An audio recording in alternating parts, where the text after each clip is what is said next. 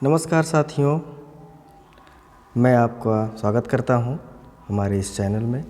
हमने जैसा कि थंबनेल में लिखा है कि पीजीटी की तैयारी कैसे करें, कितने समय कम समय में कैसे करें, क्योंकि झारखंड ने एक बार फिर से वैकेंसी जेएसएससी के थ्रू एक बार फिर से वैकेंसी आ गई है। लेक्चरर बनने का सुनहरा मौका मिल रहा है आप लोगों को। वैकेंसी ठीक ठाक है, 211 सीट बहुत होता है।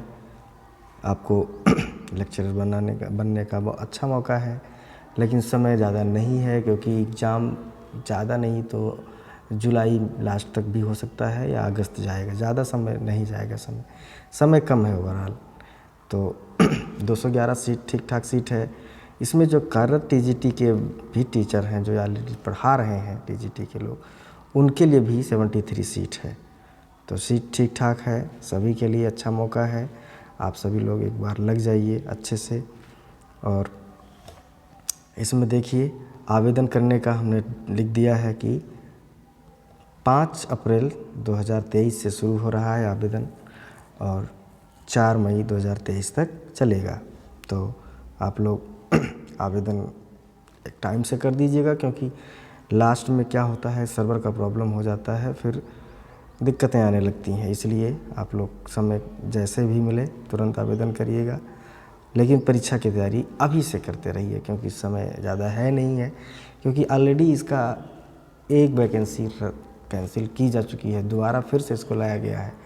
इसके पहले वाले का एडमिट कार्ड भी आ गया था, सब अलॉट हो गया था, सब कुछ हो गया था, लेकिन कुछ टेक्निकल बात थी जो कि आप सब लोग जानते हैं। इसकी वजह से वैकेंसी को कैंसिल करना पड़ा, फिर से दिलाना पड़ा। तो इस बार जो भी मौका मिल रहा है, आप लोग लगे रहिए, जम के मेहनत करते रहिए।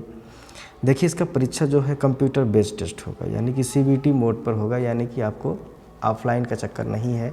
आपको गोला पेन से नहीं रंगना है, आराम से क्लिक करिए और आराम से अपना गोला फिल हो जाएगा। तो इसमें अगर आपसे गोला कोई गलत रंगे गया है तो इसमें सुधार करने का भी एक अच्छा मौका रहता है, क्योंकि जब आप पेन से करते हैं एक बार गलती हो गया तो फिर उसमें चेंज नहीं कर पाएंगे। लेकिन ऑनलाइन में ये फ़ायदा होता है कि आप उसको दोबारा बदल सकते हैं।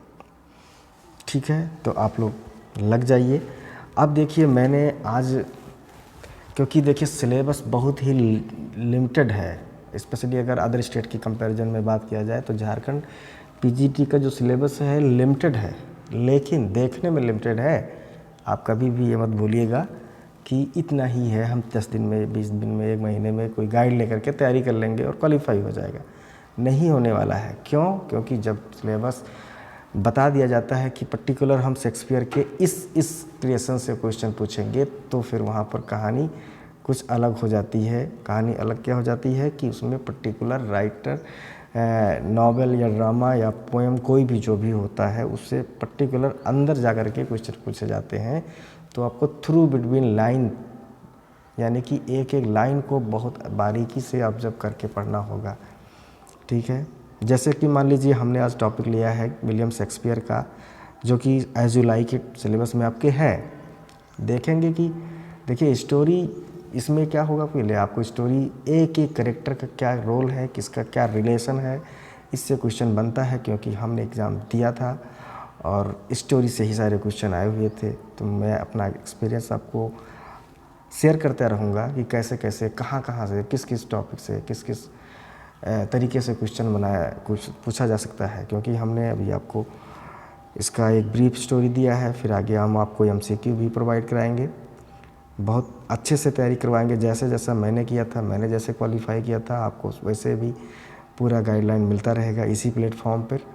तो देखिए, हम थोड़ा सा देखेंगे आज एज यू लाइक इट के बारे में। देखिए, द प्ले हमने लिखा है एज यू लाइक इट, जो प्ले है एट अ ग्लांस, मतलब इस प्ले को एक नज़र देखेंगे, सरसरी नज़र से आप, जबकि आप जानते होंगे, हम नहीं कह रहे हैं कि आपको नहीं आता है। बहुत सारे ऐसे लोग हैं जिनको रिवीजन ही करना है, बहुत सारा चीज़ जानते हुए हैं, तो आप रिवीजन के पर्पज़ से भी इसको मानकर चलिए।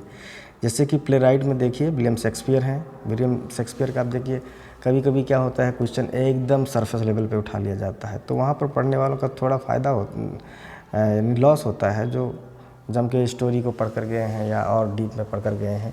जब बहुत इजी क्वेश्चन आ जाता है तो उनको फ़ायदा नहीं होता है। वैसे विलियम शेक्सपियर का लाइफ स्पैन 1564 से 1616 है। यहाँ से क्वेश्चन आने का चांस बहुत कम है, लेकिन फिर भी एक आपको माइंड में रखना होगा कि कब उनका डेट ऑफ बर्थ है और कब डेट ऑफ डेथ है। तो ये हो गया राइटर के बारे में थोड़ा सा, डेट ऑफ बर्थ और डेट ऑफ डेथ के बारे में। डेट ऑफ राइटिंग यानी कि एज यू लाइक इट कब से कब तक के बीच में लिखा गया है, तो इसमें भी बड़ा कंट्रोवर्सी है। अलग अलग राइटर अलग अलग डेट देते हैं, फिर भी आपको कंफ्यूज नहीं होना है, हम आपको अच्छे से बता रहे हैं। देखिए इसमें डेट ऑफ राइटिंग को हमने मेंशन किया है, जैसा कि आप देख सकते हैं। डेट ऑफ राइटिंग में हमने यहाँ पर 1599 से 1600 के बीच में लिखा गया है। वैसे कि 1599 जो प्रोबेबली डेट है, ये डाउडन के अकॉर्डिंग दिया गया है, यानी कि ये पब्लिकेशन डेट माना जाता है। अगर 1599 या 1600 ऑप्शन में कोई एक ही रहेगा, अगर आता है तो आप 1599 को मारिए, क्योंकि ज़्यादातर राइटर यही डेट मेंशन कर रहे हैं। 1600 अगर नहीं रहेगा 1599 तो 1600 सही माना जाएगा, अदरवाइज़ 1599 ही सही है। अब दूसरी बात, इसको 1623 में इसका आया था, जो फर्स्ट फोलियो आया था शेक्सपियर का, उसमें इसको मेंशन किया गया था। तो हमने लिख दिया है ब्रैकेट में कि in the first folio edition of Shakespeare's play, यानी कि शेक्सपियर का जो पहला एडिशन आया था फर्स्ट फोलियो, उसमें इस प्ले को एज यू लाइक इट को इसका मेंशन था।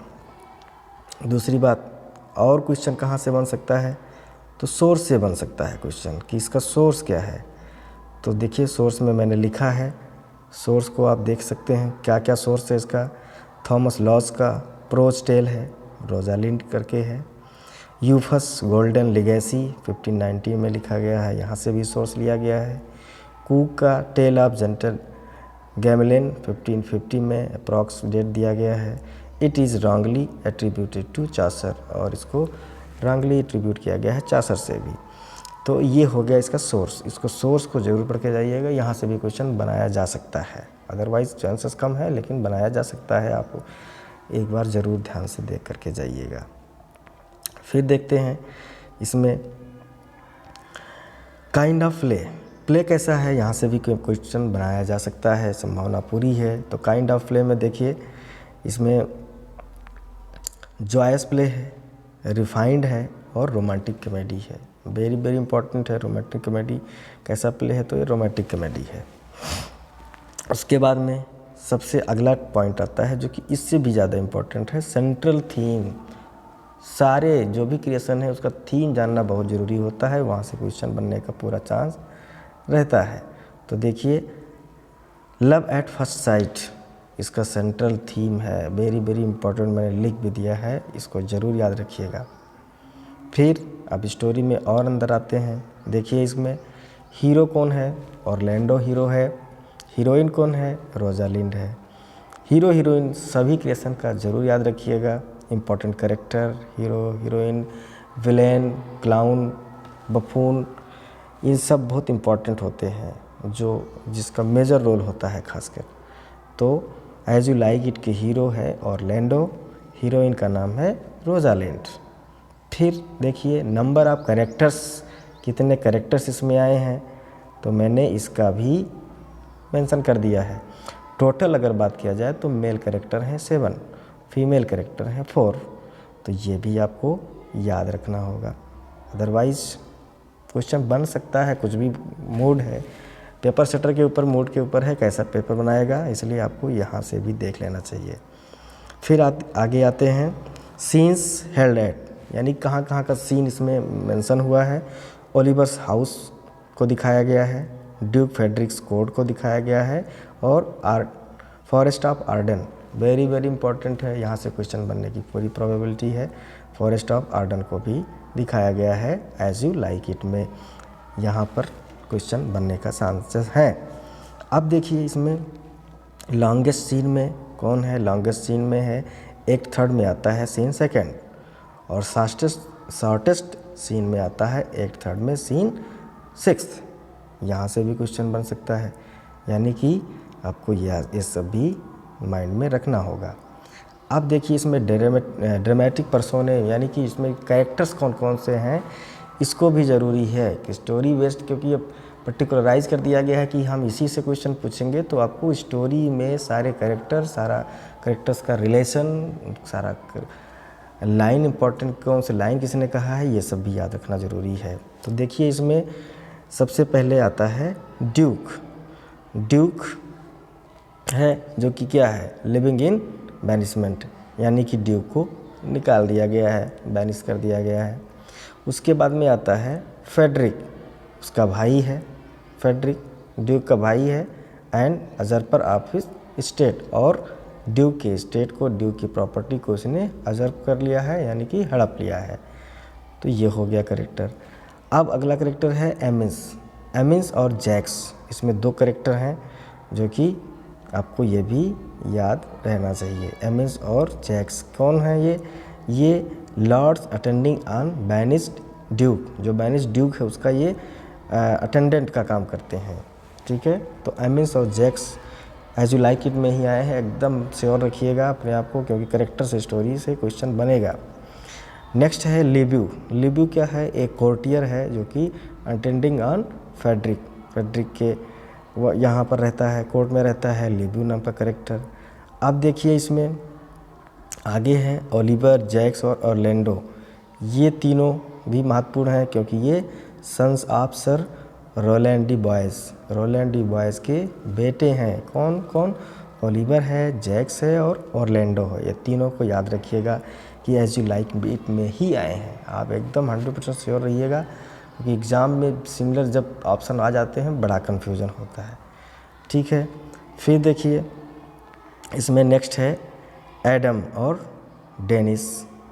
एडम और डेनिस भी सर्वेंट्स टू ओलिवर, ओलिवर के सर्वेंट्स हैं एडम और डेनिस। यहाँ से भी क्वेश्चन बनाया जा सकता है कि किसके सर्वेंट्स हैं, तो ओलिवर के ही सर्वेंट्स हैं।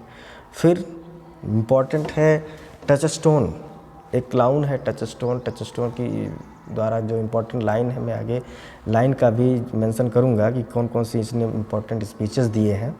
टचस्टोन भी वेरी वेरी इंपॉर्टेंट है। अगला करेक्टर है सर ओलिवर मार्टेक्स, एक क्या है, विकार है, ठीक है। कोरिन और सिल्वियस ये क्या है, सफर्डिस हैं। इनको भी याद रखिएगा क्योंकि कभी कभी माइनर करेक्टर को भी पूछा जाता है एग्जाम में, क्योंकि हर कोई मेजर पे ध्यान देता है, माइनर अभी ट्रेंड हो गया है माइनर से पूछने का, तो आप लोग इसको भी ध्यान दीजिएगा।